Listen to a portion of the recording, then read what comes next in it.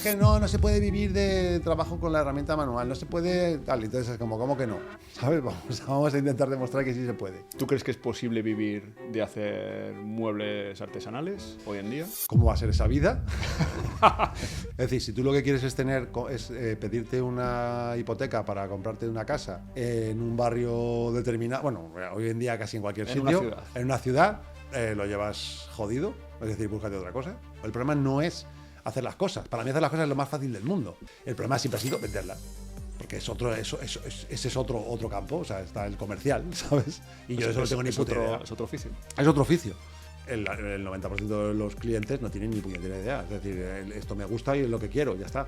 Y la cosa, y lo que yo pienso es que aún así, si no la industria no lo resuelve, pues entonces pues no serán de madera. Pues habrá alguien uno que querrá de madera, habrá algún taller por ahí. Ay, qué pena. Pero que serán muy caras. Me refiero, pues porque es lo que hay, porque muy poca gente va a saber hacerlas, muy poca gente, y serán muy... No digo que no exista, pero desde luego no va a ser un trabajo habitual. Bueno, Israel, muchas gracias por recibirme aquí, en tu taller. La verdad que me ha encantado llegar hasta aquí por ese camino estrecho y por eso mismo quería preguntarte, porque yo creo que mucha gente que te ve, ¿no?, ve las fotos tuyas en redes sociales de tu taller y yo creo que se imaginan, ¿no?, viviendo en el campo, teniendo un taller en tu casa como algo ideal. Mucha gente soñará con eso. Me gustaría saber cómo has conseguido tú o qué es lo que te ha traído a ti hasta aquí. Bueno, primero, muchas gracias por venir, Fermín, que te veía yo por ahí, que digo, sale un montón de gente y se ha olvidado de mí y me agrada verte aquí y te lo agradezco mucho. Pues esa es una pregunta larga, ¿no? Larga y con miga, porque son muchos años. Muchos años de como de una meta ahí en el horizonte de más o menos lo que quiero hacer y irte perdiendo por el camino y al final pues de repente ya dices, hostia, más o menos he llegado. O sea, tenías claro hace X años atrás.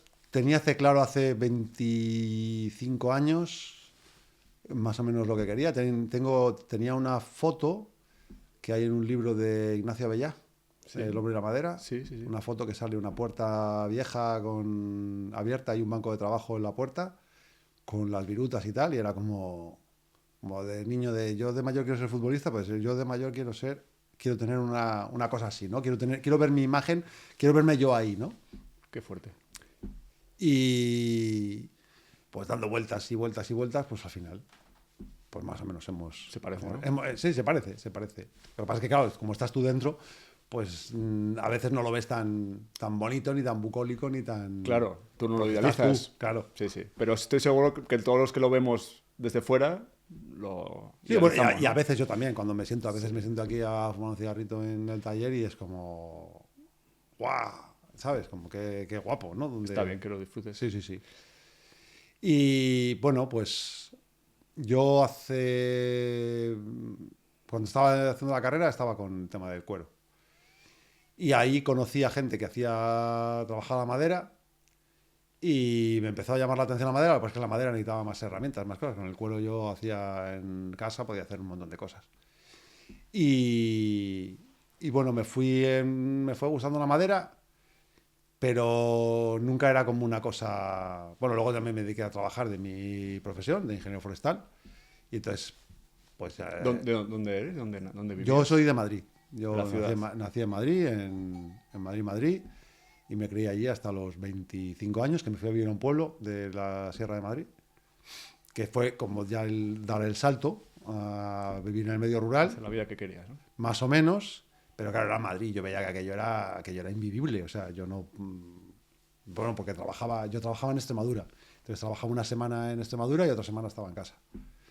Y bueno, pues trabajaba la madera así hacía cucharas, hacía una silla para casa y esas cosas, ¿no? Y luego ya hace 19 años, nos vinimos a vivir a Cantabria, a los Valles Pasiegos, a una cabaña en el monte, con más gente, y teníamos animales, y además había que rehabilitar la cabaña. Yo no tenía ni puñetera idea ni de cemento, ni de nada de eso, pero bueno, había que aprender y aprendí y tal. Pero bueno, siempre he utilizado la madera como para cosas de casa. Yo antes era con un atornillador y eléctrico y una sierra de calar Y con eso hacía todos los muebles de casa, todo, ¿no? Un cepillo y... Pero ahora todo para mí. Y luego también para los animales que tenía. Entonces, pues tenía que hacer un comedero para los animales. Pues, entonces, y me di cuenta de que al final los animales eran la excusa para trabajar con la madera. ¿Sabes? Que al final a mí los animales lo único que hacían era volverme loco. Pero que lo que me molaba era hacer en una caseta, hacerles el Siempre comedero. estaba reformando la cuadra, ¿no? Siempre estaba veías. reformando la cuadra y a ver si esta puerta, y a ver, ahora tengo 6 cabras, pues mira, las cabritas para aquí, yo no sé qué. Voy a traer más cabras para hacer una Para ampliación. hacer una ¿no? ampliación, tengo ocas, entonces tengo que hacer una casita para las ocas, tengo gallinas, voy a hacer una casita para las gallinas, tengo los pollos de engorde, les voy a hacer una casita para los pollos de engorde. Era todo el rato así. Y aún llegó un momento en el que cuando me empezó a llamar más la madera, porque también hay un momento de crisis en mi vida en la que es como, ¿qué hago yo? Pues yo me dedicaba a la huerta, a los animales y a cuidar de mis hijos. Y tengo ya una edad, tengo que hacer algo Pero más. aquello no era...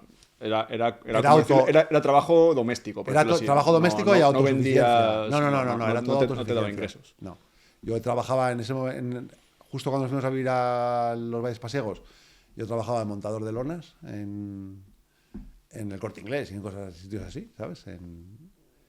Y al separarnos, yo me quedé ya sin... Yo no curraba, y curraba mi mujer. Y hacía de vez en cuando traducciones y cosas así. Pero eso, llega un momento en el que dices, hostia, ¿qué hago yo? Tengo casi 40 años, ¿qué hago yo con mi vida? Y no me quiero poner ahora mismo a aprender, porque también apetecía, quería, yo qué sé, estudiar filosofía o una cosa así, ¿sabes? Pero digo, Todo cosas con futuro. ¿eh? Ya, sí. Lo mío era siempre buscando económicamente Buscando la lo más ruina. viable, ¿sabes? Lo de las criptomonedas, eso se me quedaba, eso tenía que ser mucho más viable. Demasiado fácil, ¿no? Demasiado fácil, ¿no? Y joder, empecé con... Mira, una cosa que me movió muchísimo fue comprarme una sierra y un cepillo me parecía, digo, ¿cómo me podía gastar ese dinero en una herramienta manual? Pero claro, cuando abrí la primera vez un cepillo de Lie Nielsen, dije, Dios, yo quiero hacer cosas que este cepillo se sienta orgulloso, ¿sabes? Bueno, me parecía, o sea, y de hecho, parte del proceso de ir haciendo cosas era, joder, y si puedo vender las cosas para poderme comprar más herramientas y poder, ¿sabes? O sea, todo, no había una cosa muy clara, ¿no? Luego ya sí que hubo un momento en el que dije, mira, tengo que ponerme unos objetivos de aprendizaje y unos objetivos de que esto funcione. Y si el negocio funciona, pues tiro para adelante, y si no, pues tendré que buscarme otro curro. Y tuve suerte y empezó a funcionar.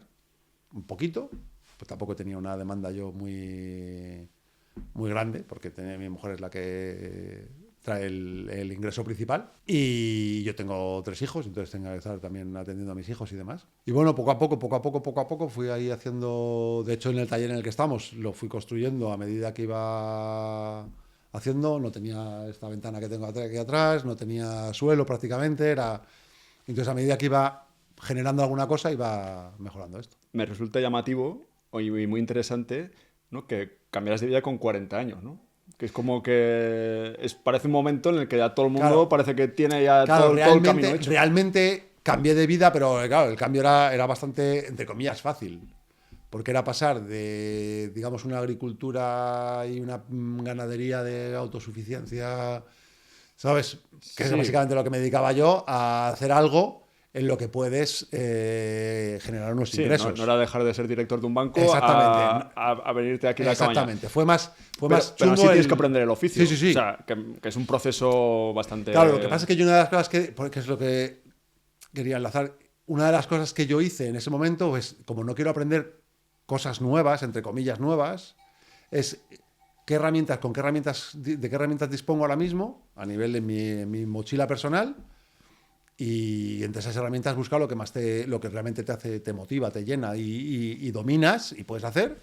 Y joder, la madera es lo que a mí lo que más me ha llamado la atención. Y entonces, en el proceso de formación, como tenía que viajar para formarme, pues fue cuando me quité los animales, y entonces me pude dedicar a lo que yo quería, que era trabajar la madera, pero sin los animales. Que me di cuenta que es que no eran necesarios los animales para trabajar la madera. Que los seres humanos también... Que los seres humanos también podíamos, claro, porque es que de hecho yo dedicaba más tiempo a estar, a lo mejor teníamos, yo los muebles en mi casa siempre han sido cogidos de la basura, prácticamente, ¿sabes? Sí, sí, sí. Entonces, yo también puedo hacer muebles para mi casa, ¿sabes? Puedo hacer cosas para mí, no solo para los bichos, ¿no? Que también el proceso, porque claro, en mi casa también estaba, igual que a la vez estaba en construcción mi taller, estaba en construcción mi casa, entonces iba construyéndolo todo, iba construyendo las habitaciones, lo que en mi casa es un poco Cristo. Entonces, claro, yo todo está relacionado con la madera. Que ahora ya, por suerte, me he quitado un poco, ¿sabes? De ese vicio, porque podía llegar a ser un vicio. Entonces, bueno, con ese el proceso de... ¿Qué pasa? Que como yo me quería formar con la madera, no había nada. No había nada. ¿Esto hace cuántos años era? Esto hace 13, 15 años, o algo así. Y bueno, contacté con un artesano de Toledo y con unas clases para enterarme un poco por preparar el cepillo y preparar así las cosas. Pues a partir de ahí me empecé a buscar con quién me podía formar de verdad, quién sabía de... Porque puedes saber de herramientas manuales, pero no tienes ni idea de cómo se hace un mueble, de las formas de cómo se construye un mueble, qué ensambles necesitas, cómo se tiene que juntar, ¿no? Y entonces, joder, buscando en internet, pues un día me dijo mi mujer, pues ¿por qué no te haces un curso de estos de Dictum y tal? Y dije, vamos a ver quién da las clases. Entonces vi en unas fotos a Garrett y le vi, en la foto salía con un caballo tirando de no sé si era un arao o algo para recoger la hierba y tal, y dije, ese es como yo querría ser, ¿sabes? O sea, porque, a ver, los animales me gustaban también, ¿eh? No es que solo quisiese hacer cosas de madera. Entonces, pues contacté y dije, pues me voy a hacer estos cursos, también me hice colega de él y me ha sido, bueno, es lo que yo considero mi maestro. Y pues ir generando las cosas y luego ver un poco cómo coño podría yo vivir de esto, ¿sabes? Que no era fácil, entonces había que hacer muchísimas cosas. Por ese momento empezamos a movernos con más gente de Foromadera, con el tema del Ignorum y tal, ir contactando con empresas para ver si, pues lo que es un poco buscar para que se conozca un poco, porque al final es, si no hay mucha cultura del mueble y no hay mucha cultura de la artesanía de madera, pues tienes que generar. Y ahí en Foromadera ya había más gente como... Por ejemplo, había más gente con herramienta manual, sí, había con el perfil, o sea, mucha gente enamorada de la madera y mucha gente que, pues había carpinteros, muchos profesionales, otros que no éramos profesionales, y había pues gente que estaba más enfocada con el tema de la madera, había mucho pique y mucha gresca también entre el por qué, o sea, no se puede hacer cosas a mano. A mí es que hay algo que siempre o sea, a mí me dice eso de no hay cojones, y yo no me lo puedes decir porque salto. Entonces es como, es que no se puede vivir de trabajo con la herramienta manual, no se puede tal. Entonces es como, ¿cómo que no? ¿Sabes? Vamos a intentar demostrar que sí se puede. O vamos a intentarlo, simplemente, ¿eh? Bueno, espero que te esté resultando interesante el episodio. Yo voy a interrumpir solo un momento para agradecer enormemente la labor de los patrocinadores, que hacen posible que este podcast exista y que tú puedas estar viéndolo ahora mismo. SCM, Festool, Isalign, Firma Maderalia y Madera Sostenible, muchas gracias a todos, de verdad. Y a todo esto, anímate a suscribirte al canal, que a ti no te cuesta nada y a mí me ayudas mucho. Bueno, seguimos. Y sí que es verdad que se generaban debates y aprendí una cosa que me vino, porque de la gente que te critica un poco, también puedes aprender muchísimo, ¿no? Lógicamente. Y hubo un forero que me metía mucha caña, y una de las cosas que dijo así, con todos los que trabajamos la herramienta manual, decía, menos tontería y más muebles en la galería. Porque es verdad que todo lo que había de herramientas manuales, pues he hecho un marco, o he hecho una cajita, o he hecho un no sé qué, ¿sabes? Todo era como petit, todo chiquitito, ¿no? Y como muy... Y dije, pues es verdad. Si tú dices que si tú quieres ser ebanista con herramienta manual, pues tendrás que hacer muebles con herramienta manual. Lo que la gente necesita, ¿no? Claro. Bueno, o lo que la gente necesita, o tus piezas, pero que tengan que ver, realmente sean ebanistería, no que una caja también es parte de la ebanistería y puedes dedicarte solo a hacer cajas, me parece perfecto. Pero yo era como, tengo que hacer muebles. Por todo lo que implica hacer el mueble, descubrí todo el proceso del mueble y tal. Y entonces eso me fue un acicate brutal y me puse a hacer, dije, tengo que hacer, entonces el primer mueble grande que hice un armario que tiene unos 60 o sea, una pieza grande que me tocó serrar a mano lo que no estaban los escritos. En ese momento yo disfrutaba mogollón serrando y era un poco meditativo, aunque tampoco no... Cuando llevas la quinta tabla... Sin idealizarlo, ¿no? Claro, la quinta tabla ya la meditación empieza a decir, joder, que tengo que hacer la cena y se me acaba la meditación, ¿no? Pero es verdad que bueno, en ese momento yo disfrutaba muchísimo del proceso. Ahora disfruto más de la pieza y no tanto a veces del proceso, que a veces también echo de menos las herramientas eléctricas. Esperamos, que sí que tú desde el principio sí que buscabas hacer de este taller un modo de vida, un negocio, por decirlo así, Sí. aunque no con esas palabras seguramente, pero... Porque Sí, lo anterior, sí, porque lo con los animales no habías pretendido que eso fuese una A ver, explotación. tuve una... Yo antes de la madera monté una huerta para producir tomates, muchas variedades de tomates, de diferentes sitios, teníamos como 25 o 30 variedades de tomates, con un grupo de amigos y queríamos que funcionase, pero no funcionó. O sea, porque uno vivía en Madrid, otro vivía... Bueno, al final no funcionó la cosa esa. Y yo también había pretendido, antes de venirnos a vivir aquí, vivimos una especie de huerto colectivo, había un grupo de trabajo que nos dedicábamos a la huerta. O sea, siempre había querido, lo que pasa es que al final no me implicaba tanto, ¿sabes? No era una cosa...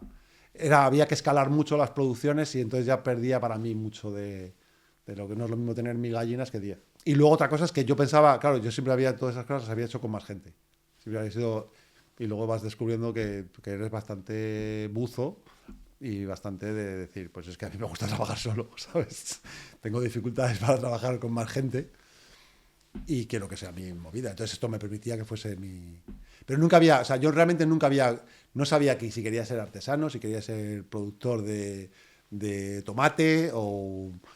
¿Sabes? Es como cuando trabajaba en incendios forestales, me apasionaba lo de los incendios forestales, o sea, he querido ser un montón de cosas, ¿sabes? Pero sí que es verdad que yo quería vivir en el campo. Y yo quería vivir en el campo y tener una casa en el campo y trabajar que fuese lo más, entre comillas, natural, y trabajar la madera y trabajar la piedra. A mí todas las artesanías me han gustado, me vuelve loco. La forja me vuelve loco. La cantería, pues cuando hemos estado rehabilitando la casa donde vivíamos en la Vega de Pas, o sea, en la Vega de Pas, en San Pedro del Romeral, pues trabajamos también un poco la piedra. Entonces a mí eso me encantaba. Eso sí, también todos los artesanos me decían, no, yo no quiero que mis hijos sean canteros, yo no quiero que mis hijos sean no sé qué, es como siempre todo eran oficios, no, yo no quiero que nadie sea lo que yo estaba haciendo, ¿no? A mí me gustaba. Entonces he acabado en la madera porque trabajo con las manos y me he dado cuenta que soy bastante, o sea, que mis manos... Sirven para eso. Sirve para eso, sí. De esas cosas que a lo mejor has estado despistado toda la vida, pero mis manos sirven para eso. Y además creo que es una cosa que se me da con cierta naturalidad y que he ido descubriendo que no se me da mal, vamos. O sea, bueno, que se me da bien, ¿sabes? Así. Sí, lo puedes decir. Sí, puedo decirlo. No es fácil, ¿eh? No se me da mal. No se me da mal. Pero bueno, que es como que vas buscando una forma de vida un poco más relajada, que luego... eso es una entelequia, ¿sabes? Tal, una utopía, porque no existe la forma de vida, por lo menos para mí, no existe la forma de vida relajada. Bueno, a ver, yo creo que si te escuchara cualquiera, o sea, lo que es un día a día tuyo, claro, cualquiera en Madrid, Sí. Qué agobiado estás, Israel. Sí, ya. claro, yo por ejemplo, yo se lo digo muchas veces a mi mujer cuando voy a dar clase, digo, a ver si no pillo atasco para llegar a mi trabajo. Y claro, mi mujer se descojona, ¿sabes? Porque abro una puerta y ya he llegado acá al curro. Claro. Con sus cosas buenas y sus cosas malas, porque también te hace que... Yo ahora no, pero hubo una época en la que es que yo estaba más en el taller que en mi casa, porque era vicio, o sea, no era solo trabajo, era obsesión, sí. Es que vicio, obsesión, ¿no? Sí, obsesión. Bueno, ya con esto yo creo que queda claro cómo llegas aquí, ¿no? Sí. Eso me ha gustado conocer. Y una vez ya estás aquí, ya empiezas a trabajar, empiezas a formarte, ¿no? Que es lo que ya nos has contado. ¿Cómo es el proceso de poder vivir de esto? O sea, ¿cómo ha sido...? Pues al final, o sea, una de las cosas que te planteas es yo lo que quiero es hacer muebles y vender mis muebles. Por dos motivos, porque me permite vivir y porque además me permite que si los muebles salen de mi taller, quiere decir que tengo sitio para hacer otros muebles. Porque claro, hay la parte esa en la que yo en el parte del proceso he hecho muchos muebles para mi casa, para poder tener un catálogo, porque no, todos los muebles que yo he hecho no los he vendido. Yo tengo muchos vídeos en mi casa y el hecho de hacerlos y venderlos quiere decir que se puede salir y te permiten hacer, pues te permiten vivir y te permiten hacer más muebles. Y luego también lo que me di cuenta es que a lo mejor solo de los muebles no iba a vivir. Y entonces es cuando surge la parte de, bueno, pues como otra forma de ganarte el pan, pues voy a compartir lo que yo voy aprendiendo. ¿Sabes? ¿Eso es algo que te pidieron o que tú...? Eso es algo que vi que se estaba haciendo en otros sitios, que se estaban dando clases y que yo había buscado dónde formarme y con quién formarme y no había encontrado. Y pues lo vi como una oportunidad.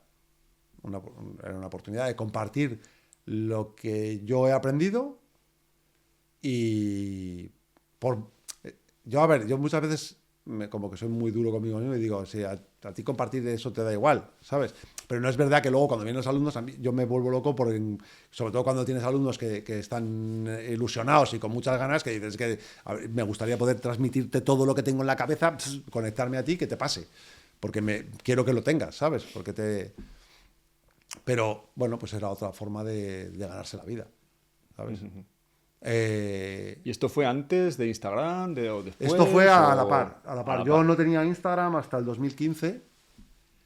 O sea, bueno, pues ¿cuándo empezó Instagram? Yo no tengo claro. Pero... Claro, es que yo creo que tampoco llevaba tiempo, porque yo ya sabía que aparecía por ahí y tal. Pero eran los principios, o sea, muchos, sí. La mayoría no... Y entonces tuve un encargo, algo que no tenía nada que ver con hacer un mueble, que era con una catalogación de unas herramientas. Y entonces alguien se dio cuenta de que yo sabía un montón. No me había dado cuenta yo, se dio cuenta alguien y me contrató para eso. Y entonces eso también me hizo darme cuenta de, joder, pues si sabes un montón, ¿sabes? Entonces también puedes compartirlo, ¿no? Y puede ser parte de lo que sea tu... Iba a decir negocio, pero es que tampoco lo puedo llamar negocio, ¿no? Pero bueno, de tu forma de vida, ¿no? Y entonces, pues vas empezando a dar clases. Aquí no es fácil dar clases porque tengo un taller pequeño, porque tienen que ser clases personalizadas, son muy intensas, porque cuando trabajas con una sola persona o con máximo dos se hace muy, muy, muy intenso. Pero bueno, fue surgiendo como, bueno, pues voy a ver si surge. Y de repente pues te van saliendo clases y vas dando clases. ¿Y tú los trabajos que haces... Aparte, vamos a las clases, no sé si trataremos un poco después, lo que es la fabricación, ¿son encargos? ¿Son piezas que haces y luego las intentas vender? Solo encargos. Solo encargos. Solo hago encargos. Alguna vez he hecho alguna pieza para intentar venderla y me la he comido con patatas. Y alguna vez he hecho una pieza que no tenía intención de venderla, pero que la he hecho por hacerla y se ha vendido.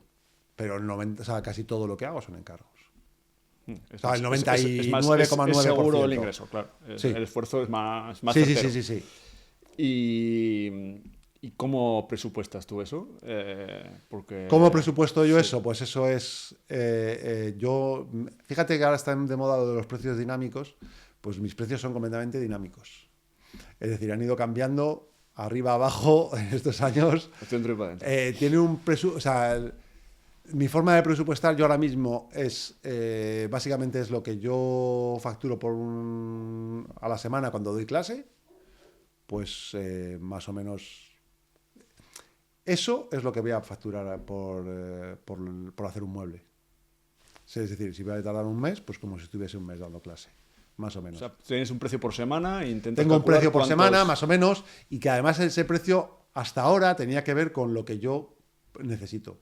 Es decir, yo quiero trabajar tanto y quiero ganar tanto, pues... ¿Y cuánto necesito? Pues esto. Y entonces presupuestaba en función de eso. Que es una muy mala forma de hacer o sea, no sé si es mala o buena. No es convencional. La gente es como que presupuesta en función de una serie de cosas, ¿no? Mira, el material en mi caso, comparado con la mano de obra, es un porcentaje ínfimo. Claro. Ínfimo, o sea, es prácticamente despreciable. Es decir, a mí voy a poner unas bisagras de bruso, voy a poner unas bisagras de tal, pues es que no me supone una chispita.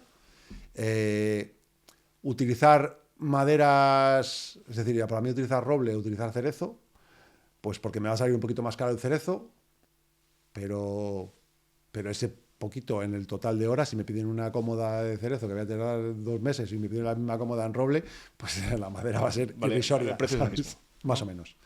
Un poquito más, porque tienes que darle un poquito más a, ¿sabes? Por valorizar un poco más esa madera y tal. Y porque a veces es más difícil. Por ejemplo, sí que es verdad que hay mucho cambio si hago con maderas que tengo que comprar en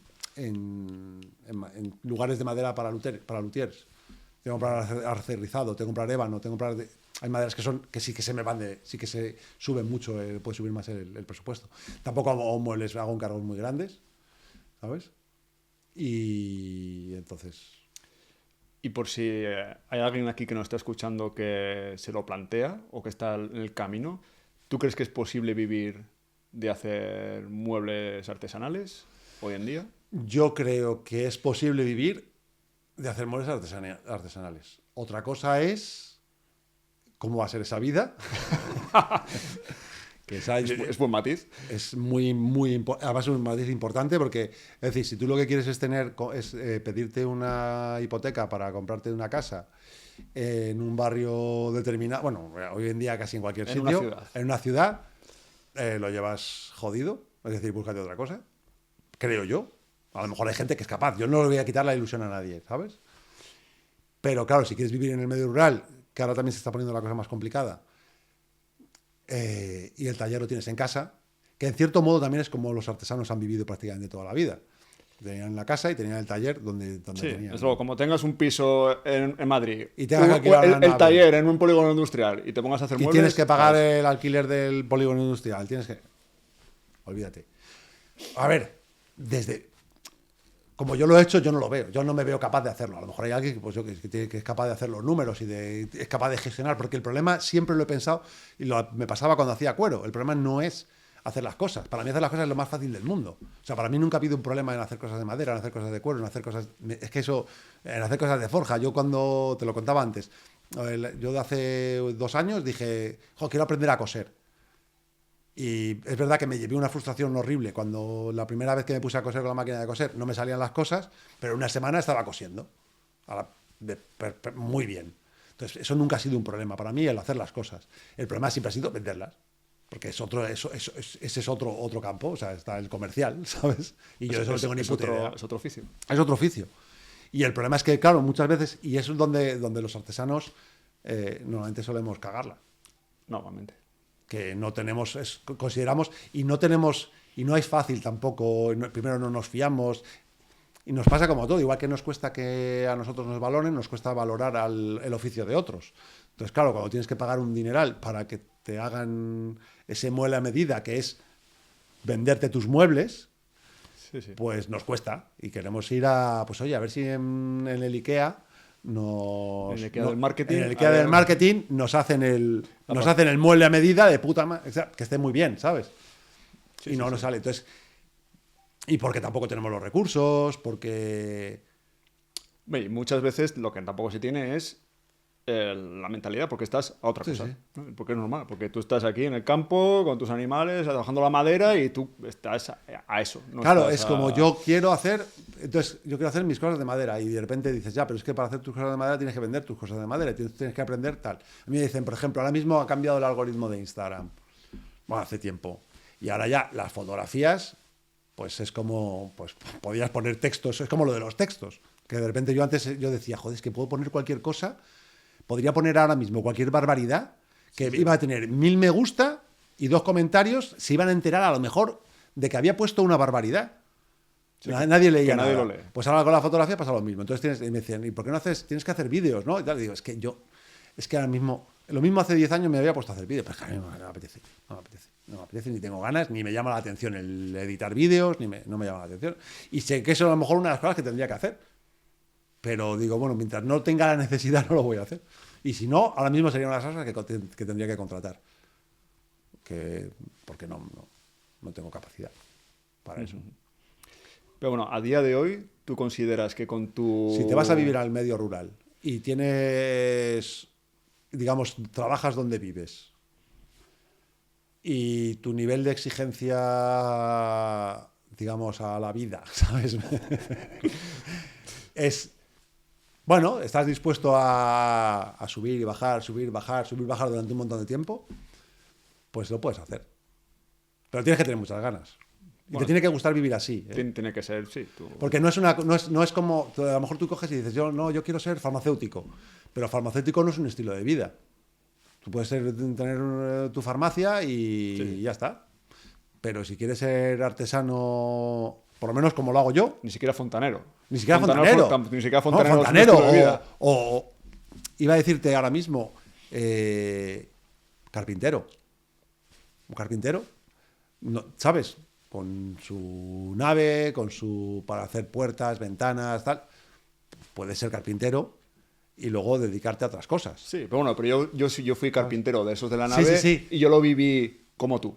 Ya. Solo que no vivía en la nave. Pero porque era compartida, vamos, si no, tampoco te digo que sin ningún problema. O sea, yo lo viví igual. Ese proceso sí. de entrar en el oficio, de darlo todo, no sé, como que lo que tú me has contado ahora Sí, y sí, antes, yo... Claro, yo lo veo, por ejemplo, ahora mismo lo veo, por ejemplo, como en los talleres. Aquí en el medio rural, los talleres mecánicos, pues al final los acaban heredando.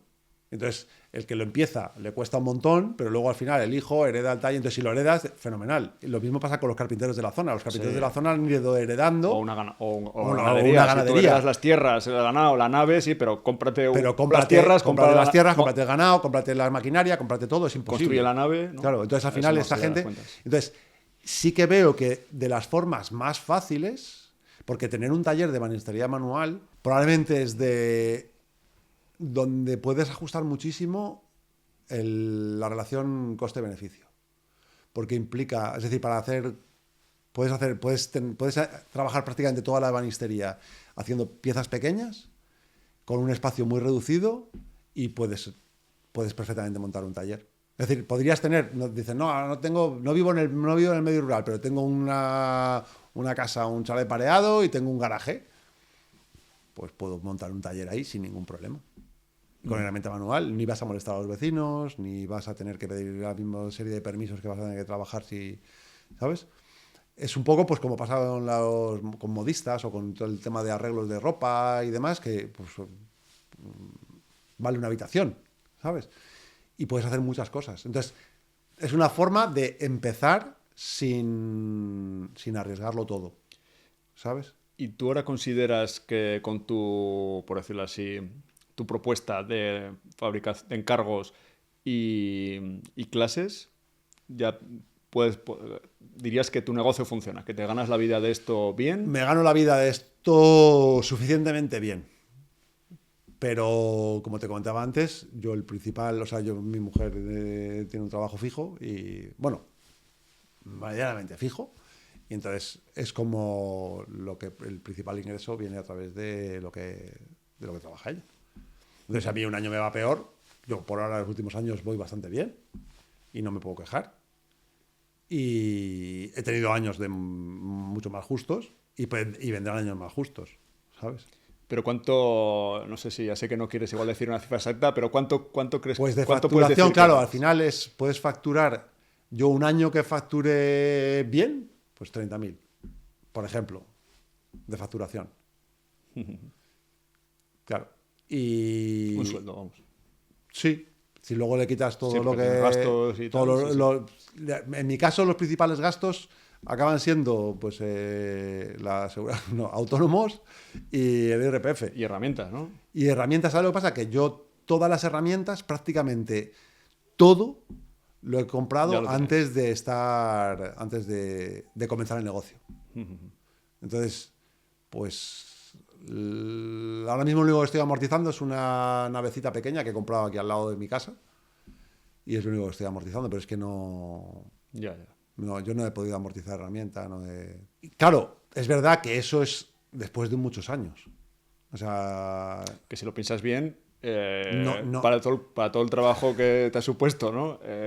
Te tiene que gustar mucho. Esto es como la ganancia. No es... Sí. Bueno, a ver, como lo que te decía antes, igual para alguien darse cuenta de que esto se puede hacer es una meta, o sea, darse cuenta de que puede seguir para adelante, ¿no? Porque igual su familia le dice, no, eso olvídate, que es imposible, y él facturar 30.000 euros al año le puede parecer un aliciente suficientemente fuerte como para, ¿no?, tirar para adelante y coger ganas, o lo contrario. Igual alguien dice, hostia, pues me cago en Dios, para ganar 30.000 euros al año y quitar gastos, hay caminos mucho más sencillos. Mucho más fáciles. Claro, es verdad que lo que te comentaba antes, yo considero, ¿cómo diríamos? Como trabajo, lo que es trabajo en el que yo tenga que, digamos, que a mí me cuesta, digamos, ese plus de esfuerzo, es lo de dar clases. No porque, o sea, porque es algo muy intenso emocionalmente también, porque son clases individuales, estoy con mis alumnos. Te demanda mucho más, sí. Y me demanda un horario fijo. Pero el resto del tiempo es que yo me encargo una pieza y eso es para mi jauja. Sí, sí. Porque me van a pagar bien, porque voy a poder trabajar y trabajo a mi bola. Entonces eso es maravilloso. Y que todo el mundo sepa que hoy, antes de venir aquí, hasta te has ido a esquiar. Claro, vamos a ver. yo, por ejemplo, que eso cualquiera no lo puede decir. Claro, diciembre, enero y febrero. Claro, tú me has dicho cuando has entrado, joder, sí que hace frío en el taller. Digo, yo no tengo calefacción en el taller. Entonces, a mí me gusta que los alumnos estén cómodos. Esto es lo de casa de herrero, cuchillo de palo. Los alumnos pueden estar cómodos, pero yo puedo pasar frío, no hay ningún problema, ¿no? Entonces, en los meses de invierno yo no doy clase, suele ser más pesado. Es verdad que también, joder, con la gente cuando viene aquí a Cantabria, viene a mi taller, es que yo vivo es que el sitio para alojarse más cercano está a 2 kilómetros, con una cuesta del 20%, y si no a 8 kilómetros. Entonces, al final, ¿qué hace la gente aquí? Pues que termina de entrar en el taller y se va y se meten. Entonces, al final es como, prefiero que sea en primavera, verano y otoño. En verano también lo tengo un poco complicado porque es cuando mi mujer tiene vacaciones, entonces si quiero coincidir, ¿sabes? Tengo que coger. Pero bueno, suelo dar clases desde marzo hasta noviembre. Entonces, también, ¿por qué? Porque cosas de la vida, uno vuelve a coger el tema de esquiar y yo... Claro. Y yo tengo un serio problema si ha nevado. Si ha nevado aquí en la cornisa cantábrica y yo estoy dando clase y veo que ha caído una buena nevada y yo tengo que estar dando clase, pues no voy a estar centrado de la misma forma que si no hay nieve, ¿sabes? Entonces, tengo que poder... Y quiero aprovechar eso. Hasta ese punto te gusta la nieve, ¿eh? Sí, antes, ¿ves? Eso es una de las cosas que ha cambiado y para bien. Porque antes era... lo que más me gustaba hacer era trabajar la madera. Lo que hacía cuando me aburría era trabajar la madera. Lo que hacía cuando ni me aburría, estaba viendo una película y es que no podía ver una película porque me aburrían las películas, entonces me venía a trabajar la madera. Entonces, menos mal que apareció otra vez el esquí y ya por lo menos tengo una afición. Porque antes era todo era la madera. Entonces ahora ya tengo una afición, que es el esquí. ¿Sabes? Lo cual, además coincido con mis hijos, entonces es maravilloso porque eso de encontrar así cosas que para hacer con tus hijos cuando van creciendo y tal, está genial porque conectas mucho. Y ahora que me he aficionado al esquí de travesía, pues lo que pasa es que no sé si voy a tener que acortar la época de los cursos porque siempre puedes sacarle más partido a la montaña. Claro, luego también es verdad que en los meses de invierno, aquí yo no sé si, yo creo que pasa en todo el norte, cuando estamos tan cerca de la costa, cuando tenemos más frío, tenemos una humedad relativa más moderada, no tenemos esa humedad relativa que tenemos en verano, y para mí es la mejor época para la construcción de muebles.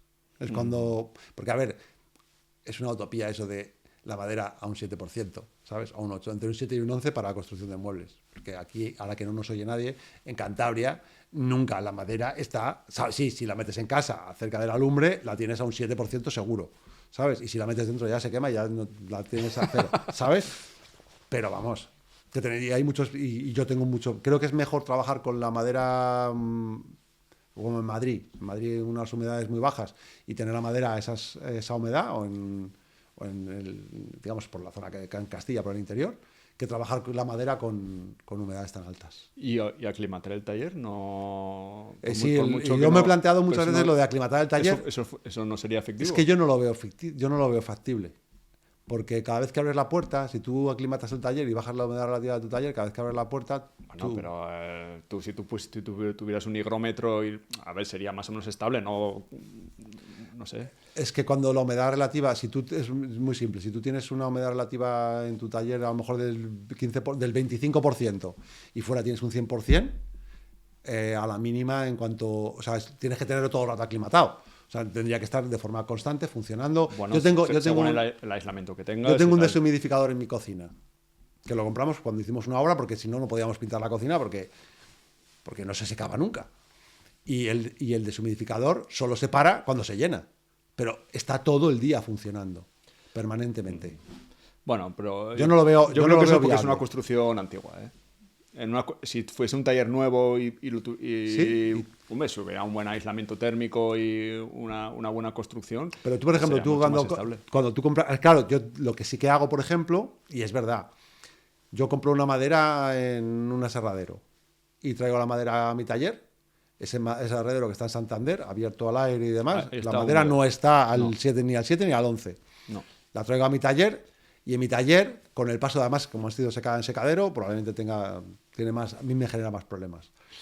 Se aclimata, pero en cuanto paras esa, o sea, en verano, por ejemplo, yo creo que es imposible.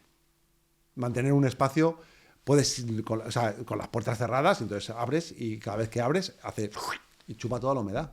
Es que es un poco, o sea, yo que lo veo así, que a lo mejor no es así, pero yo es que lo he visto como, digo, es que no, es algo con lo que no me voy a pelear. Yo ya cuento con que la madera va a estar Sí, bueno. con unas determinadas, entonces, al final si lo importante es saber, digamos, dónde tienes los problemas y jugar con eso. Entonces, yo sé que, por ejemplo, si trabajo en invierno, como casi siempre los productos van a ir a casas, en las casas van a tener calefacción, que no va a ser además una casa con una calefacción como la de mi casa, ¿no? Que es una calefacción de leña.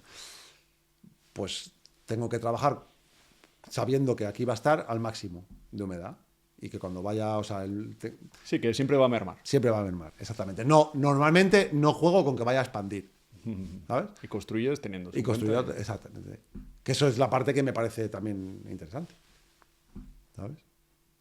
Y al principio me volvía loco con el tema de Pero en eso. general en carpintería, bueno, a ver, habría que ver el uso que tiene la pieza, pero el mobiliario que está dentro de las casas siempre va a ir a mermar, ¿no? Yo creo, porque Sí. casi ningún taller del mundo es un sitio seco, cálido, ¿sabes? Como Ya, normalmente pero es luego de aunque sea repente una nave tienes. industrial o lo que sea, Pero siempre de hay repente humedad, ¿no? tienes. Yo pensaba que este era el lugar más húmedo del mundo y que Ah, siempre si iba a ir cambias a de ver zona mar. geográfica, sí. Claro. Y de repente mando un mueble llevo un mueble a Santander o llevo un mueble a Sí, sí, Barcelona y de repente pensabas que no iba a crecer y crece, ¿sabes? Y no solo que crezca, sino que crece y de repente luego llega el invierno y merma y luego vuelve a crecer otra vez una barbaridad porque en Madrid más o menos en la zona centro es más o menos estable.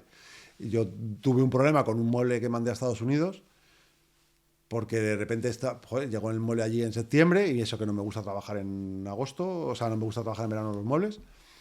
Pero bueno, cuando llega allí septiembre bien, octubre bien, noviembre llega el frío, ponen la calefacción a tope y empieza a hacer cosas. Y digo, está en Estados Unidos, ¿qué hago yo ahora? ¿Sabes? Con este mueble. Y lo único que se me ocurrió es decirle al dueño, pues mira, mete un vaso de agua dentro, un tiempo, que coja algo de humedad y sácalo de donde tienes, buscar la habitación donde tenga menos la calefacción más floja, ¿sabes? Porque es que, claro, también es. Y funcionó. Sí, funcionó. Y luego otra cosa es, claro, cómo sometemos, porque una de las cosas importantes no es solo cómo, o sea, el mueble que puede evolucionar gradualmente, ir perdiendo, o se va aclimatando a su lugar de residencia de forma paulatina, pues vas poniendo la calefacción poco a poco y tal, cambia mucho a si tú coges un mueble y lo pones de aquí, lo llevo a mi cocina y pongo la lumbre, claro, ese mueble empieza a hacer barbaridades. Algo que me pareció espectacular. Y luego otra cosa es el tema de los muebles de la madera en secadero. Me da muchos más problemas que la madera secada al aire. Que al final la solución es, pues la madera la compras 2 años antes de trabajarla y ya está. La tienes secando en tu casa. Pero bueno, a lo que al final nos vamos al oficio, sin darnos cuenta nos metemos en. Bueno, pues un tema Pero interesante, sí, sí, la verdad sí. que sí. Pero claro, una de las cosas, lo más difícil para mí al final es eso, es cómo buscar los canales de comercialización del mueble. Y tienes que hacer muchas cosas para eso. Tienes que dar clases, tienes que intentar escribir en revistas, tienes que hacer pues, muchas cosas que tú en un principio no pensabas que ibas a hacer, ¿sabes? Ir a eventos y cosas así. Menearte por ahí para que se te vea. Estar todo el rato diciendo, estoy aquí, estoy aquí. Porque es que hay cientos de millones de cosas y de personas. Entonces, hay que menearse mucho. Sí, sí, sí. Sí. Eso es una de las cosas que a mí me interesa mucho también dar a conocer. Con este podcast voy a intentar Claro. poder enseñar esa otra parte también del oficio, ¿no? Que es justo sea, no me interesa mucho hablar aquí de madera, de Sí, sí, cortar, ¿no? Es la parte del negocio y la parte del marketing, ¿no? Porque desde luego yo creo que eso sí que Pero fíjate, hay mucha más necesidad. Y también tengo más habilidad ahí que en la otra. Claro. Prefiero en la otra, pues soy un carpintero como cualquier otro, ¿no? Sí, sí, sí. Sí, sí. y a mí, yo, por ejemplo, es una cosa, y ahora dándole vueltas a esto, es cuando yo empecé, ¿quién se podía imaginar que iba a haber un podcast De de carpintería. carpintería? Sí, sí, sí. ¿Sabes? Surgieron ahí unas iniciativas, pero mucho después, como hace, no sé, muchísimo después. Y de repente, pues tienes Claro. estas Y oportunidades. no es el tema de que pueda haber un podcast. Es que un podcast sea un trabajo. Bueno, Es que eso, ¿no? claro, eso Claro, ya... yo no claro, me lo imaginaba ni hace, Sí, sí, sí. ni hace 2 años. Sí, claro. Ni hace 2 años yo jamás lo habría... Te vas sorprendiendo, ¿no? De decir, Claro, claro. Es maravilloso. que al final es de esas cosas que dices, pues por la ebanistería se generan, o con la carpintería en general, ¿no? Se generan podcasts que además, o sea, que es al final una dinámica, una rueda que va creciendo y va generando una cultura que nos beneficia mutuamente, ¿sabes? Que nos beneficia a todos, ¿no? Es a medida que se da a conocer, porque necesitamos canales para difundir lo que nosotros hacemos y eso permite que se generen esos canales también, que a lo mejor que no existían, ¿sabes? Entonces al final es, bueno, pues un win-win. Como todo, pero Sí, como sí. otra persona que dé cursos en su zona y más gente aprenda y no, pues se vaya haciendo, claro, al final. Claro, yo me he quedado impresionado la cantidad de gente que... Va creciendo el sector de otra manera, a lo que era pues hace años, ¿no? Se va transformando, pero... Y se genera esa cosa que nosotros pensábamos al principio de los tiempos, que es lo de la cultura de la madera. Y al final, porque claro, en Estados Unidos, en Inglaterra, en los países angloparlantes es como, bueno, que son los que yo conozco, porque es verdad que hablando una vez con Germán, claro, es que yo como francés no sé, pues no sé lo que pasa en Francia, ¿sabes? O alemán no sé lo que pasa en Alemania, ¿sabes? Sé más lo que pasa en Inglaterra, en Estados Unidos y en Australia. Y sé que ahí se mueve muchísimo. Y que hay mucho más. No es fácil lo de vender muebles, porque no es fácil, y menos muebles artesanos, porque conozco a los americanos que venden muebles artesanos y muchos de ellos cuando estuve el año pasado dando clase en Estados Unidos, yo pensaba que voy a conocer a la gente aquí, me van voy a descubrir cómo se venden los muebles. Y te das cuenta de que, bueno, pues que tampoco... Como tú, un poco mejor, ¿no? Claro, que si hay muchos es porque hay más mercado, pero también hay mucha competencia entre esos muchos que hay. Aquí hay menos mercado y somos pocos, ¿sabes? Entonces, bueno... Sí, bueno, está claro que es un mercado, por llamarlo de alguna manera, difícil, Sí. al menos en todo Occidente, que es lo que podemos valorar, no sé, en otros continentes o en otras zonas como será, pero... O lo que digo muchas veces que te he dicho antes, ¿no? Nadie compraría tu negocio. O sea, no son negocios, son No. estilos de vida, que ahí lo has descrito Sí, muy sí, bien. sí. Estilos de vida, pasión y... Y bueno, también esto es que es un poco como qué puedo hacer, ¿sabes? Entonces, pues tú has ido probando, ¿no? Que pues voy a probar esto otro, voy a probar esto, y de repente dices, ¿tú te imaginabas hace 15 años haciendo un podcast y que además te iba a gustar hacerlo? No, claro, en 15 ni 2, ya te he dicho. Bueno, ¿no? pero Sí. hace 15 años ni lo pensabas, o sea, ni aparecía por tu cabeza. Hace 15 años ni tenía móvil yo. Claro. O sea, Claro, entonces, esa es la parte que de repente es como... Y de repente dices, joder, pues me encanta. Es que además no solo es que me pueda... Pues a mí me pasa un poco lo mismo, que si a lo mejor hubiese empezado con la forja, pues ahora mismo estaría encantado haciendo forja o yo qué sé, o papiroflexia, ¿sabes? Y ha resultado que, bueno, pues la madera, pues madera, ¿sabes? No es una cosa... Ya, que eso es otra cosa que también quería tratar contigo, porque me parece muy, muy peculiar, ¿no? Como que te he escuchado alguna vez hablar otras veces en alguna otra entrevista que te han hecho, y como que haces todo con herramienta manual, que es algo que te caracteriza mucho, y sin embargo tampoco luego le das como mucho valor. Bueno, lo hago pues porque... No sé, pues porque no tengo sitio, porque no mete ruido, porque es como que no romantizas nada esa parte, ¿no? Claro, hay una parte, o sea, yo he tenido ahí como momentos en los que lo he romantizado mucho para mis adentros, pero luego cuando te sales y te pones cuando de repente te das cuenta que llevas una semana dándole acabado a un mueble, porque si cuando termines de dar el acabado te va a empezar otra vez a serrar y a cepillar, pues se te quita el romanticismo, ¿sabes? Como, ¿por qué llevo tanto tiempo por qué le doy tantas manos de goma laca a este mueble? porque me gusta mucho darle mano de goma laca o porque tengo que empezar ahora cuando termine a cepillar. Que luego una vez que te pones a cepillar, es impresionante cómo algo dices, no me apetece nada, es que voy a tener una semana, y de repente te pones a cepillar y digo, es que me encanta, es que empiezas a tocar la madera, las virutas, y ya como que te pierdes en el proceso, ¿no?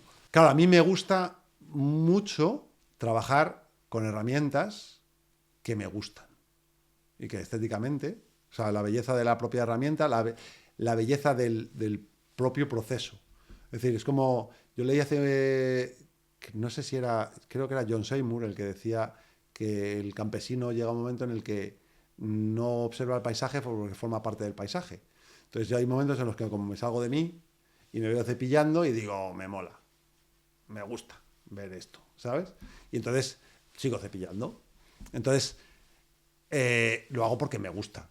Me gusta la estética de la belleza de la herramienta y una cosa que me sublima es cuando termino un mueble y veo el mueble que he hecho y me encanta con todos sus fallos y cosas que yo solo sé y que le tengo ahí y que no te dejan dormir muchas noches y tal. Y lo ves y dices, ¡guau! Y aquí no he utilizado, bueno, sí he utilizado el torno para hacer los tiradores, vale, venga, ¿sabes? Y me jode porque llevo años diciendo que tengo que hacerme un torno que me permita hacer los tiradores, un torno de pedal. Pero es que a mí eso me sublima, ¿sabes? Y cuando hablo y cierro el mueble y digo, joder, es que... Y no he tenido que utilizar ni herrajes modernos, ni he tenido que pasar esta por la regresadora. No ha sonado nada, lo he cerrado todo. A mí me encanta, ¿sabes? O sea, que sí le das valor. Sí. Que lo que yo he escuchado por ahí era... No, yo le doy valor. Otra cosa es que diga... o sea, le doy valor, pero no quiero ponerlo como el fundamento. No, ¿sabes? además me parece muy, muy clave cómo lo has enfocado porque es un valor para ti. Para mí, pero exactamente. no tiene que ser para los demás. Claro. Por ejemplo, para el cliente es como, bueno, El ¿cómo lo cliente hagas? el cliente puede estar diciendo... Fíjate, el cliente puede estar diciendo, ¿cómo tarda este cabrón, no? Cuando estuve en Estados Unidos dando clase, una de las cosas que hicimos o que hacen es que los profesores hacen una exposición en la galería que tienen en la escuela con las piezas de los profesores. Y yo no tenía ninguna pieza y dije, joder, tengo que hacer una pieza porque tengo que mandarlo, es una oportunidad, es poner una galería. Yo estaba diciendo eso, aquí en España, ¿dónde hay galerías? Bueno, pues mandé una pieza para allá y yo decía, joder, está al lado de la de Garrett, hay muchas piezas tal, bueno. Y una alumna me compró la pieza después de estar 15 días dando el curso y entonces a través del curso llegó a valorar esa pieza. Entendió por qué la pieza tenía el coste que tenía y entendió la belleza de la pieza a través del proceso, ¿sabes? Entonces ha visto también, claro, el 90% de los clientes no tienen ni puñetera idea. Es decir, esto me gusta y es lo que quiero, ya está, ¿sabes? Hay otros que sí lo valoran. Sí, pero que no tiene un valor en sí mismo. No. Yo creo, hacia fuera del proceso, yo es lo que pienso. No. Pero está muy bien enfocarlo en que tiene un valor. No, sería como ponerle valor a, yo qué sé, a tu podcast por las horas que has estado luego en el gimnasio. Pues tu podcast vale lo mismo, ¿sabes? Si vas al gimnasio o no vas al gimnasio, pues es lo mismo, sí. ¿sabes? Otra cosa es que a mí sí que hay una parte, evidentemente, de lo que comentábamos antes, porque a mí me beneficia, que me gustaría que se le diese más valor, porque entonces yo tendría, ¿sabes? Digamos, ese diferencial, ¿sabes? Que ahora mismo tú pones una caja mía y pones una caja de otra persona, que también está hecha con mucho mimo y con mucho cariño y muy bien hecha, que ha utilizado un 50 o un 80% más de herramienta eléctrica que he utilizado yo, y no se valora el proceso. Claro, porque el objeto no... Porque lo que buscas es el objeto. Sí. Y el objeto va desposeído del proceso. Entonces, es como, bueno, pues voy a ponerle, igual que nos pasa con el aceite o lo que hablábamos antes del jamón, o, ¿sabes? Si le podemos poner esa etiqueta, que por eso nos pasamos el tiempo poniendo la etiqueta, si esto es artesanal, si esto es de jamón de jabugo, si esto es de ecológico. Lo que tú consideras es que en la artesanía no hay una etiqueta que garantice que es artesano y que no. O sea, o un organismo. Pero no, porque no hay nada no hay ningún... O sea, yo recuerdo cuando estaba en la coordinadora de Nueva Artesanía Madrileña, que una de las cosas que... Claro, es que es artesanía. ¿Y dónde está? ¿Y quién? Entonces, claro, en esa época no había... Pues eso te estaba hablando hace 30 años, es que no había casi... Es que estábamos pidiendo que se regulase un poco el tema de la artesanía, que es que no había, ahora ya en todas las consejerías, tienen todas las consejerías de cultura o de lo que sea, en este caso en Cantabria es Industria, que yo me he registrado en el registro de artesanos hace 1 año y medio, ¿sabes? Yo no estaba registrado en el registro de artesanos y me registré, pues digo, por registrarme, pero vamos, no porque diga que es artesano, que no es artesano, ¿sabes? Y claro, tú te pones a leer y digo, pues, además que he tenido, me ha costado un montón, ¿sabes? Que me reconozcan como artesano. ¿A ti mismo? A mí me ha costado, sí, me ha costado que me reconozcan. De hecho, creo que estoy reconocido como artesano. Ah, que te reconozcan. Que me reconozcan en la consejería. ¿En la consejería? Sí, sí, sí. Ah, joder. Sí, sí. Y yo estaba diciendo, digo, es que ya no sé qué más papeles me podéis pedir, de verdad. Ya no sé qué más cosas.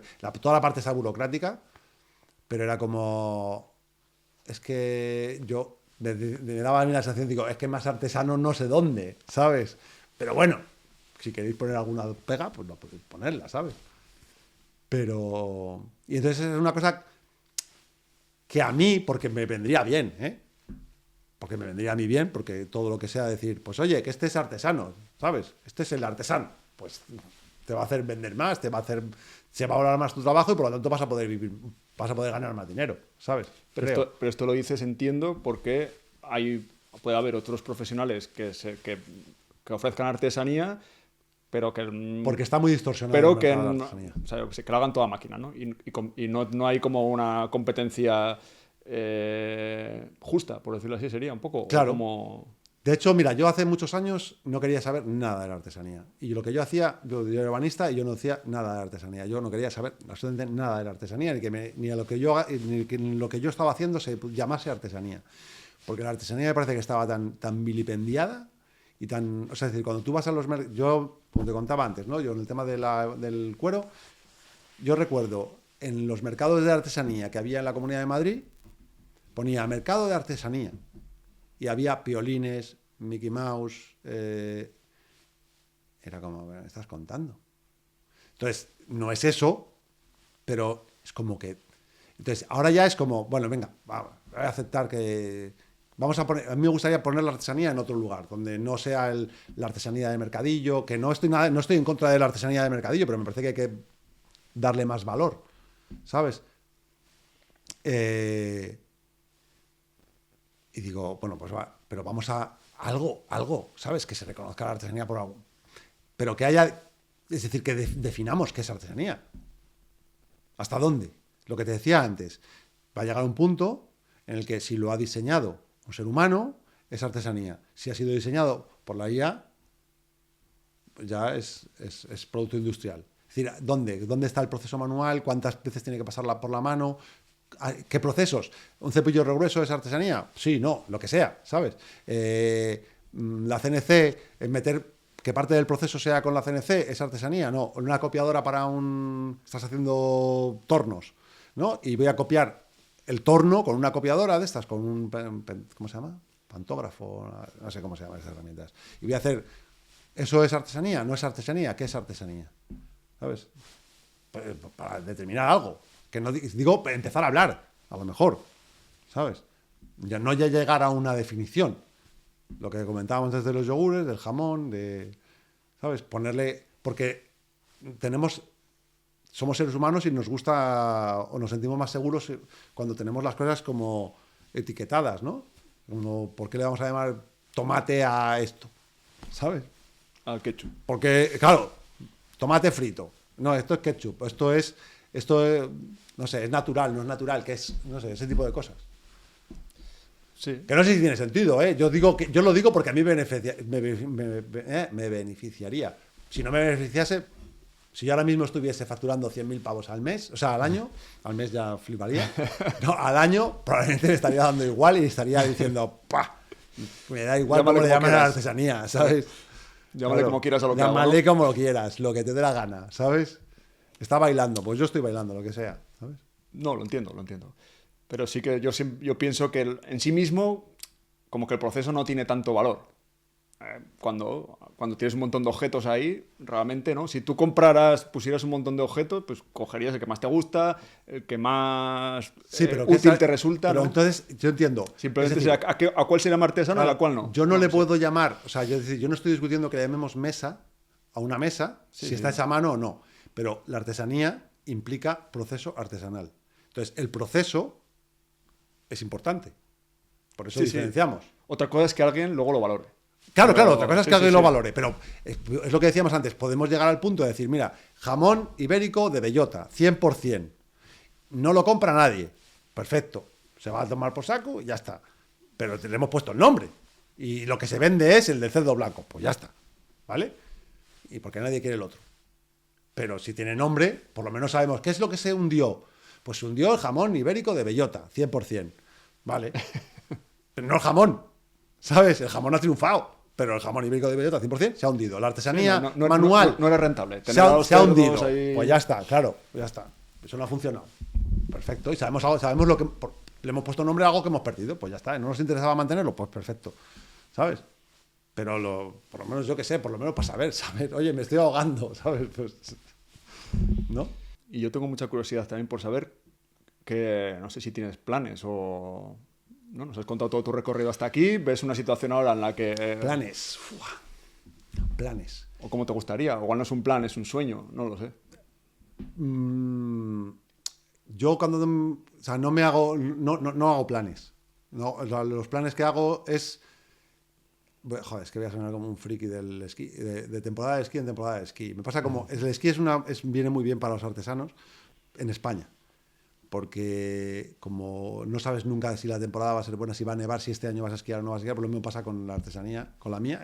Yo no sé si el año que viene voy a seguir siendo el de la cabra en la escalera o voy a coger la escalera y a la cabra y nos vamos a ir a hacer otra cosa, ¿sabes? En principio yo creo que voy a seguir aquí y haciendo lo que estoy haciendo, y siempre me pongo lo que me decía Garrett cuando le conocí. Dice, mira, Isra, yo creo que tenía 65 años por esas fechas. Dice, yo he montado muchas cocinas, he hecho muchos para ahora hacer los muebles que hago y vender los muebles que hago y venderlos de fenomenal, ¿sabes? Y permitirme decir, es que no, ese no lo quiero hacer. Eso paso, yo solo voy a hacer esto, ¿sabes? Entonces eso es lo que yo me pongo ahí en el futuro, es decir, pues voy a hacer como Garrett. O sea, a mí me pide el futuro es dar clases como hace Garrett, que las da porque le gusta dar clase, y cuando le gusta dar clase y en las escuelas que le gusta dar clase, ir bajando esa cantidad de clases que va dando y hacer más muebles.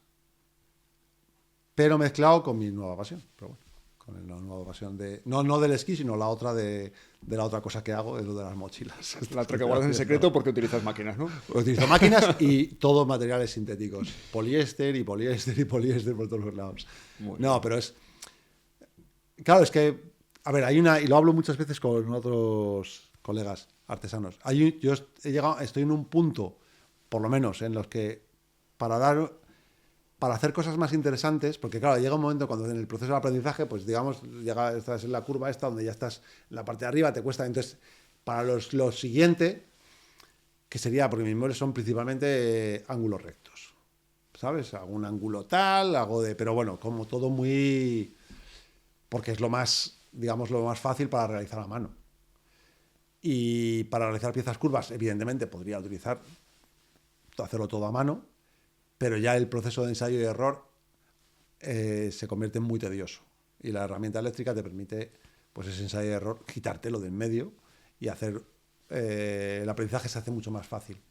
Y para hacer piezas con más formas y más curvas. De todas maneras, yo tengo mis cosas ahí también porque llega un momento en el que los muebles que hago yo, dices... O sea, a mí lo que me gusta hacer es un mueble donde la gente guarde pues la comida o los platos o la ropa, ¿sabes?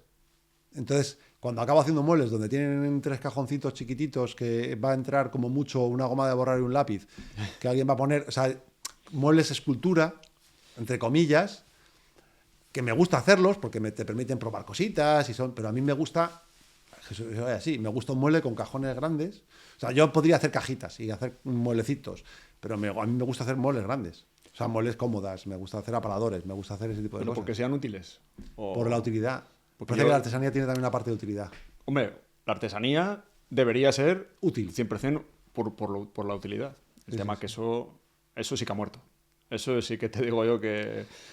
Sí que la artesanía, por llamarlo así, ya para mí, a nivel de forma de entenderlo, es igual que el arte.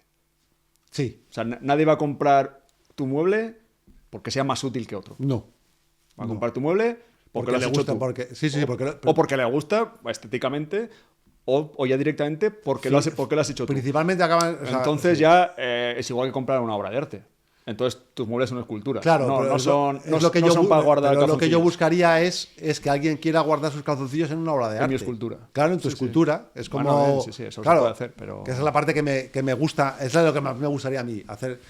Y lo veo posible, porque, a ver, que normalmente es. O sea, los muebles, digamos, así grandes que yo he visto que se hacen así nivel escultura, pues sirven para guardar un violín o para guardar, ¿sabes? Cosas, digamos, como de mucho valor, ¿no? O muy...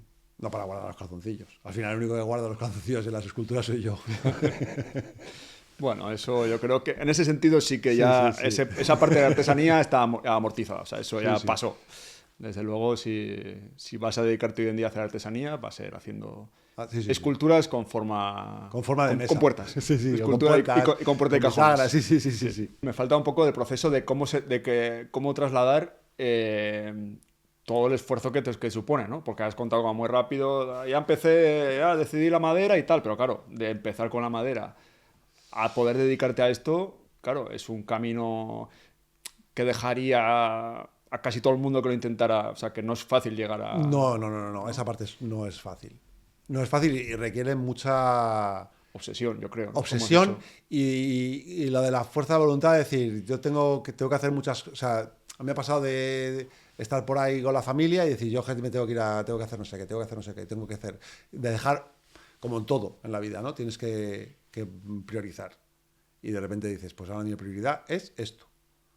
Y ahora puedo esquiar, antes no hacía otra cosa, ¿sabes? Más que trabajar en el taller y preparar piezas y hacer fotos y no sé qué, y aprender y buscar y llamar todo el rato buscando quién podía querer mis cosas, cómo podía vender mis cosas, dónde podría mostrarme y luego parte de decir, y además es que tengo que hacer un mueble grande y tengo que dedicarle un montón de tiempo y no es la típica cosa de, bueno, voy a probar a ver cómo se hace una cómoda y en una semana tengo la madera para hacer, no, es que yo tengo que preparar, me tiro 2 semanas preparando la madera, ¿sabes? Y luego encontrar tu parte del proceso, ¿sabes? Que es una de esas, no sé si creo que, no sé si es en el, tengo un pendiente un artículo en Fine Woodworking que creo que saldrá el año que viene, que tiene que ver con el proceso. O ya lo he sacado, no sé si fue que saqué ya. Que es la parte esa en el que cómo te organizas, porque claro, no es lo mismo. Yo estoy haciendo una artesanía. La artesanía que hago yo antes no se hacía así. Antes había un maestro artesano y una serie de aprendices haciendo el trabajo que ahora hace también, que ahora me toca hacer a mí. A mí me toca ser maestro, me toca hacer todo. Entonces, tú cogías, el maestro decía, o sea, los aprendices estaban preparando las piezas Sí. y cerrando Y y, cerrando, y tal. todo el trabajo duro. Entonces, claro, ahora me toca hacerlo a mí. Entonces, si te toca hacer el trabajo de aprendiz durante 15 días, cuando te toca hacer el trabajo de maestro, estás hasta las narices. Entonces, es como que he tenido que generar cómo hago yo mi proceso para que no se me haga tan tedioso. Entonces, por eso, por una de las cosas, me gusta mucho el molde de bastidor y panel, porque me permite hacer unas partes, trabajar unos ensambles, o sea, aparte de, digamos, trabajar de aprendiz, trabajar de maestro, trabajar luego otra vez de aprendiz, luego trabajar de maestro, me voy haciendo diferentes cosas. Entonces, eso también Y eso, pues lo he ido descubriendo a base de coger y decir, pues voy a hacer un mueble grande de tipo carcasa y de repente decir, esto es horroroso. Tengo que hacer más. O sea, todo al final tienes que generarte tu propio proceso, que es una de esas cosas de lo de los procesos que se pierden. Que de repente dices, claro, yo eso me he dado cuenta después. Yo no sabía... Es decir, una cosa es que te digan el trabajo que hacía el aprendiz y el trabajo que hacía el maestro, y otra cosa es tenerte que enfrentar al proceso del aprendiz, el proceso del maestro, el proceso, ¿sabes? Una cosa es leerlo en un libro, otra cosa es vivirlo tú, ¿no? Y... Pero claro, a mí todo eso me llamaba mucho la atención, entonces a mí no se me hizo muy difícil, porque a mí todo lo que fuese estar cepillando madera y serrando madera y descubriendo los serruchos, y este serrucho por qué tiene tantos dientes, y este por qué tiene estos, y este por qué no sé qué, ¿sabes? Todo eso me parecía pues era ir buceando y cada vez encontraba cosas que me gustaban más. A lo que a mí me interesaba esto, porque claro, yo te he preguntado si crees que se puede, si es posible hacerlo, y claro, es posible, pero no es nada sencillo, ¿no? Lo que yo veo, ¿no? Como que el camino para conseguir poder facturar esos 30.000 euros, que ni siquiera es mucho, pues requiere un proceso, porque fíjate, porque tú estás en este punto en el que podrías vivir de esto, o puedes vivir de esto, pero, por decirlo así, tienes una reputación bastante grande que tienes que conseguir a base de trabajo, publicaciones, ¿no? Porque, a ver, escribes en revistas en Estados Unidos, en Inglaterra, eso te permite acceder a clientes que otras personas no podrían acceder. Creo que todo ese recorrido es... Claro. Bueno, es un recorrido y hay que hecho, recorrerlo y es largo. Claro, de hecho, fíjate, una de las cosas que no lo he comentado antes y me parece importante, y es por qué, otro de los motivos por el que dedicarte solo a la herramienta manual, otro de los motivos es porque miras a tu alrededor y dices, sí, a ver, no voy a tener competencia, porque quizás no hay mercado, ¿sabes? Lógicamente. Pero competencia no voy a tener. O muy poca, ¿sabes? Entonces eso te genera ese nicho. Entonces al final, pues, a lo mejor hay espacio para los dos. Destacas fácil. Claro. Es decir, es el único. Entonces dices, claro, a lo mejor siendo el único o hay 4 más, ¿sabes? Así, digamos, porque trabajen con herramienta manual, seguro que hay cientos de personas, miles de personas haciendo trabajo manual. Cuando te vas a Afganistán, te vas a Irán, seguro, o en Marruecos mismamente, hay mucha gente trabajando con herramienta manual. Pero otra cosa es que digamos, en el mundo occidental, así entre comillas, que pues te vas a Japón, que ni siquiera tampoco trabajan, pero encuentras muy poca gente. De hecho, yo cuando estaba dando clase en Estados Unidos, yo iba a dar una clase la llamaban de Unplugged, desenchufada solo con herramienta manual, y el otro profesor, que es un crack, pero trabaja principalmente con herramienta eléctrica. Luego también hace trabajo con herramienta manual. Pero es que ni siquiera en Estados Unidos, como que es un poco la meca de la herramienta manual, con Lee Nielsen, con los fabricantes, y demás, y dices, y es que ni siquiera centran, aprenden a trabajar con el cepillo, pero para dar el acabado así un poco, pero no demasiado, ¿sabes? Entonces, incluso en la meca de la ebanistería con herramienta manual, hay, sobre todo a nivel hobby, hay muchos. Y al final lo que hablábamos antes, de que parte de la ebanistería manual pues va a quedar para el hobby, y entonces digamos, el principal negocio, entre comillas, va a ser pues la formación. Bueno, de la manual y de la otra. Bueno, y de la otra con el tiempo también. Sí, claro. También. Sí, va a quedar ahí. Yo siempre lo digo, yo creo que me da un poco de cosa porque como yo creo que lo digo siempre, no sé en cuántos podcasts lo he dicho ya, igual alguno dice, hostia, otra vez con el mismo tema. Pero que el oficio va a ir a más, pero cada vez más separado de hacer el trabajo para ganar dinero. Ganar dinero de otras formas. Todavía no. Todavía queda carpinteros haciendo muebles y no sé cuándo pasará, va a ser pues poco a poco, ¿no? Pero llegará un día, yo creo. Pero yo, por ejemplo, yo ahí disiento, no sé, a futuro seguro, ¿no? Pero digamos... Sí, ¿cuándo? Eso no sabemos. Claro, porque por ejemplo yo las ventanas de mi casa no las he hecho yo. Y son todas de madera de castaño y las hacía un carpintero de un valle de aquí al lado. Y cuando en casa de un amigo que estaba buscando ventanas, estuvimos mirando precios en unas ventanas también hechas con madera, no eran de castaño, creo que era de haya, no sé qué madera era, en Francia. Claro, en cuanto te sales un poco de las medidas tipo que tienen en digamos, los que hacen en masa, claro, ya te quedan solo esos carpinteros. No, pero eso se resuelve.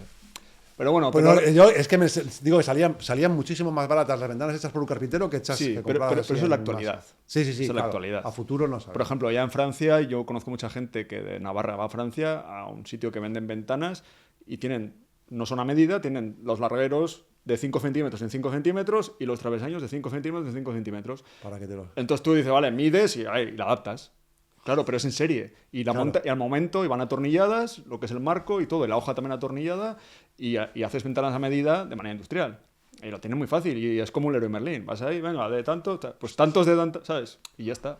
Entonces, bueno, pues... Ya, sí. Hasta cierto punto, lo que pasa es que está en Francia, claro. Y bueno, no sé qué alcance tiene pero de Navarra va mucha gente porque son muy baratas, claro. Son de roble y de pino. Tienes para elegir, con acabado, sin acabado. Nosotros también fuimos de aquí por la zona de San Juan de Luz. fuimos a buscar las ventanas, que al final miramos precios y tal, y nos salían más baratas aquí en el carpintero de... Y lo que yo pienso es que aún así, si no la industria no lo resuelve, pues entonces pues no serán de madera. Pues habrá alguien uno que querrá de madera, habrá algún taller por ahí, Ay, qué pena, pero que serán muy caras. Me refiero, pues porque es lo que hay, porque muy poca gente va a saber hacerlas, muy poca gente, y serán muy... No digo que no exista, pero desde luego no va a ser un trabajo habitual.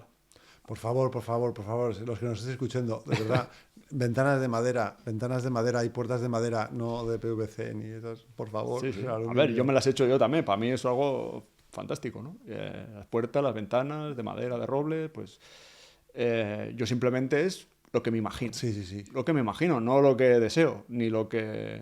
Es que la de... lo que yo no sé es cuándo. O sea, que igual esto es dentro de 200 años y mientras tanto hay un montón de carpinteros haciendo ventanas. Pues, Fíjate, puede porque ser. por ejemplo, y a lo mejor me estoy dando piedras contra mi tejado, pero yo me veo un mueble de, yo qué sé, muebles con tablero de partículas y demás, ¿no?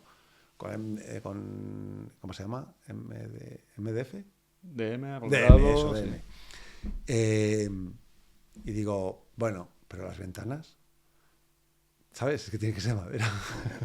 Sí, sí. Es que veo, claro, quizá me muevo en el medio rural, ¿no? Entonces veo que hay mucha gente en el medio A rural.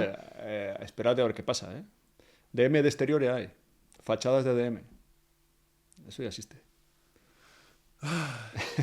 En ventana yo no lo he visto, pero para fachada sí. Obviamente, aparentemente es igual. Bueno, es más duro y tal, pero Ay. bueno, eso ya... ¿Dónde vamos No a parar? Bueno, Israel, tú eres mayor, no te preocupes. Tú ya... Sí, es verdad, a mí para lo que me queda en... Hombre, me quedan unos años, tío. Bueno, ¿Tú bromas ya eres aparte, mayor, me has dicho? bromas aparte, Israel, era para cerrar ya, porque ya estamos ya en el plano, en el punto de la divagación. Sí. Sí, Sí, se nos va. Y que a mí me encanta, ¿eh? Pero bueno, ya Vamos a centrarnos llevamos un un poco. rato hablando y nada, Perfecto. te agradezco la verdad que la charla Yo que hemos también a ti, tenido mucho. y nada, volveré, seguro por aquí. Un placer tenerte aquí. Y te iba a decir también, tengo un bote de aceite de mi marca que no has probado y me tienes que decir, a ver si así dejas de dar tantas capas de goma laca, ¿eh? Vale. Y me cuentas qué te Perfecto. parece. Vale. Bueno, Israel, Venga, pues hasta muchas otra. gracias, Fermín. Bueno, y hasta aquí el episodio de hoy. Espero que te haya resultado interesante. Y recuerda suscribirte al canal si es que todavía no lo has hecho. Te voy a dejar los enlaces a las redes y a la web de Israel por si quieres saber más sobre él y sobre sus cursos. Y también, claro está, al de los patrocinadores, a los que agradezco enormemente su apoyo, ya que sin ellos todo esto no sería posible. SCM, Festool, Isalign, Fima Maderalia y Madera Sostenible, muchas gracias. Y hasta pronto.